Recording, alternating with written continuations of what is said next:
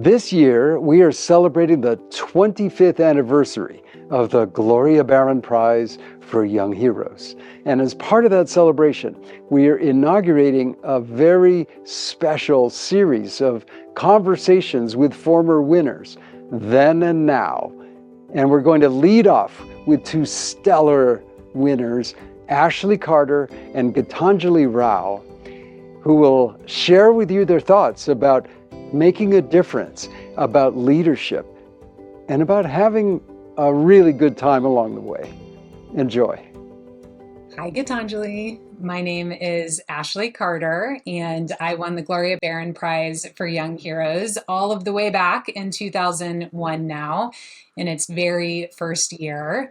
And I won the prize for work that I had done starting a nonprofit organization that supports girls' education in East Africa. I had had the incredible privilege to travel to Tanzania with my family when I was 11 years old, and it was just an incredible trip. But while I was there, I was just so struck by the poverty that I saw among kids my same age. And I returned home just really determined to try to find a way to help young people just like myself have access to the educational opportunities that I learned while there that they didn't have. And so over the course of several years, that led to a nonprofit organization called Africaid. And at the time, we started by providing scholarships for girls to go to high school. And now, fast forward almost 25 years later, the organization is now called Daring Girls, and we support mentoring programs for high school girls in Tanzania still, but also across several other East African countries as well. First of all, it's so great to meet you. I'm Gitanjali. I go by Anjali. I'm currently 19 years old. I'm a sophomore at MIT studying bioengineering and management. I won the award, the Barron Prize, I think it was 2021, so not that long ago, but pretty recent. And it has obviously absolutely changed the trajectory of everything that's important to me, and it's made me kind of sink into my responsibility that goes hand in hand with recognition. I won the Barron Prize for my device called Tepis, which helps detect for lead in drinking water faster and cheaper than current tools out there today. It's now, as of the past 3 years, a patented device, and I'm working with mass manufacturing companies to scale it and start field testing in places like Flint, but expanding outwards from there. So it's a work in progress, but I'm really excited to see where it goes. Well, you may not know this, but I had the chance to read your application to the Barron Prize, and I was just so blown away at the time, and still am to this day, by the combination you bring to the table of clear scientific brilliance, but also this passion for helping create, knowledge and awareness, and also helping other young people develop their own leadership potential. So I just love the ways you've uniquely combined so many interests. Well, thank you. I appreciate it. Gitanjali, one of the things that I know we have in common is that we both share Colorado roots. And I'm curious to hear what your experience was like spending a part of your childhood in Colorado. Yeah, I mean, our whole family still lives in Colorado, and we were the type of family to always move around. And Colorado is the one that I like to tell people felt most like home. I moved to Colorado in 7th grade, and I did all of high school there, and 7th and 8th grade, all at the same school, STEM School Highlands Ranch, which was one of the best things that's ever happened to me. I met some of my best friends there, and also I just grew so in touch with the outdoors, which is super cliche thing to say, but living and breathing and existing in Colorado really does do that to you. To my surprise, I've never been skiing. And so that's my next to-do list in my little Colorado bucket list. But, there's just so much to do and so much to see. And it's sunny all the time. And I love sunny weather. And I don't know, I really love Colorado. Yeah, well, we have one of those 300 days of sunshine here right now. I also share your love for Colorado and moved to Colorado when I was in the 4th grade, and also loved so many of the things that you just mentioned. You've been there forever. For so long, yeah. And I live here now. I was able to move back here after grad school. I missed it. I was out east, out west, and I'm happy to be back in Colorado. But yeah, just loved the access to nature as a kid, spent a lot of time in the mountains.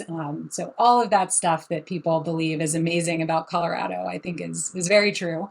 Oh, it's super true. The mountains in the backyard is super true. I will say that. Yeah, yeah. Like you, I also, when I think back about my young days in Colorado, one of the things that stands out is just, the people here. And it's just, really amazing to me to think back about how many of my teachers and neighbors and friends and, of course, family really were willing to support, me as a young person and my own dreams and wanting to help support educational opportunities for girls in Tanzania. And so I just am so appreciative thinking back on the many people here who were willing to take a risk and say, okay, I believe in this young girl to do that type of work. And I don't know about you, but I just feel like people here are very down to earth, very caring. A lot of people here want to make the natural, beautiful environment around them, make the world around them a better place. And that's one of the many things I love about living here. Yeah, and most of my mentors are back home too, and it's kind of the same thing as there are all of these like people who took just like a chance on this 11-year-old with like a dream with Yeah. no real way of kind of approaching it, but knowing that she wanted to do something cool with her life was like it was really, really like learning was never about just inside of those four walls. It was always outside of the classroom. So, the reason we're having this conversation today is because we're celebrating the 25th anniversary of the Barron Prize, which was long, long ago before I was born. The one thing that stood out for me is it was one of those big pivotal prizes that helped me kind of realize that, like, wow, maybe I could take this idea somewhere, right? And I think one of the best things that can happen to any young student is recognition. It wasn't just the prize itself, but it was the motivation, the community I took along with it, right? And so it wasn't just about the funding, but it was about that that sense of motivation and other people realizing that you can be part of something so much bigger, and we all have our place in this world to do something great. Oh, I just love what you shared there. So much of it resonates, and one of the things I love about you as a person is that you have this passion, you have all of this incredible experience, but you don't keep that to yourself, right? You want to share that experience and passion with others as well, all around the world. And a lot of what you shared about the Barron Prize really resonates with me as well. For me, it truly was life changing. Like you said, in terms of giving me a boost in confidence, it was incredibly meaningful. And a big part of the reason for that was because as a middle schooler, T.A. Barron was one of my favorite authors. I still have several copies of signed books from him from way before the Barron Prize. I have this vivid memory of approaching his table as a sixth grader and asking for an autograph and just being in awe of the fact that I got to meet one of my favorite authors. And so to know that he believed in me and believed in this work was just so incredibly affirming and made me, feel like, okay, there is something to this work. It is valuable and I can keep going with it.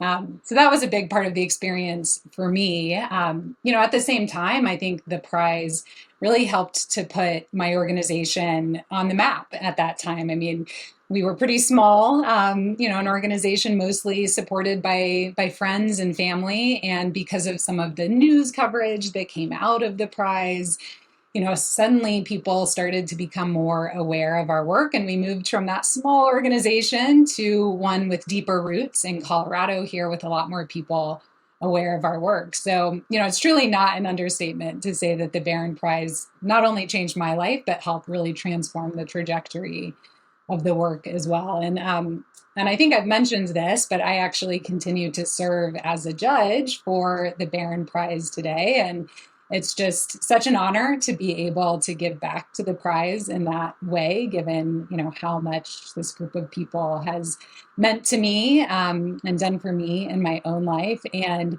it's just such a joy to have the chance every year to read the applications of, young people like yourself. Like I said, I had the chance to read your application and just feel so inspired by not only the quality of the work and the impact of the work that all of these young people are doing, but I think even more importantly, the character that they're bringing to the table, the heart, the passion for truly, wanting to make the world a better place and seeing themselves as leaders who can be part of that. So the Barron Prize is really a testament to the power of young people to be leaders in their communities. I know that's something you certainly have experienced and exemplified. And I'm curious, in the course of doing your work in so many different arenas, what have you learned about leadership, or what do you think a leader really is? Yeah, I mean, I think that's a really powerful question, especially because I think the word leadership has changed over the years so much. I remember when I was in middle and high school, what leadership meant to everyone else was being president of every single club in your high school, right? And that's what I thought it had to be for the longest time, right? Doing the most in everything. And to an extent, that is what leadership is to some people. And I recognize that and view that, but that's not all leadership ever is, right? Leadership isn't about, taking control over everything. It's about really putting yourself out there and being a leader towards yourself as well. And everyone in your community, your extended community, right? And so that's kind of what leadership looks like to me, is this idea of putting your best foot forward and looking at the world from a bird's eye perspective and recognizing that in the wise words of Spider-Man's uncle, with great power comes great responsibility. My biggest piece of advice to anyone is to dream big and then think back to reality. Right? I think that's a big thing that I always put out there, is this idea of don't ever restrict yourself with a box around your head, because you'll cut off your potential, right? As positive as you try to stay, the news isn't always the most positive thing in the world, right? But it's important to recognize that you're not alone, right? As a young change maker, you truly deeply aren't alone. And there's so many other kids and young people out there who want to do exactly what you do and who are going to lift you up when no one else does, right? So don't ever feel like you're alone. And I think, if you ever feel like you're alone, there's always a community like the Barron Prize to help you realize that, like, there's so many other people around me who are doing, maybe different things, but have the same mission, the same gut drive that I have. Wow, I just love that. I mean, yes, I think what you just described is a testament to the power that I believe young people can have as leaders. I mean, certainly as a young person myself, I in a lot of ways didn't think I could do a whole lot. As an 11-year-old, as a teenager who then started the organization, what could I do as a young person? But as I shared this idea, as I shared my passion with some of those people around me, just like you mentioned, tapping into community, I saw that the adults in my life responded, because there's something about a young person in particular and their energy, their passion, their commitment, willingness to work, outside of school hours, outside of their social lives, as you were just saying, that's just so inspiring. And I certainly now see that on the flip side of the coin, as an adult, as a mom, when I learn about, people like you who at a very young age are doing incredible work to change the world. I find I'm re-energized myself, and I find that motivation and sense of passion in myself again. And so I think a lot of people think, well, what can I as a young person do? But I would just recommend never discount, what you bring to the table, both in terms of, your skill, your brilliance, your creativity, but also that energy and passion that just makes people come alive around you when they see it. I think another thing I learned as a young person starting this work is related to what you described about dreaming big, thinking big, but also staying grounded in reality. We started very small. I knew I wanted to help create educational opportunities for girls my same age. in Tanzania, but we started small by raising just enough money to sponsor 10 girls to go to school. And now, fast forward 25 years later, we're working with tens of thousands of girls across multiple countries. But if I had started there, if I had thought that's where I need to get to right away, then I never would have taken that first step. So yes, I love what you said about dreaming big, but staying grounded in reality and taking just that first step and the next step and the next step and building on that.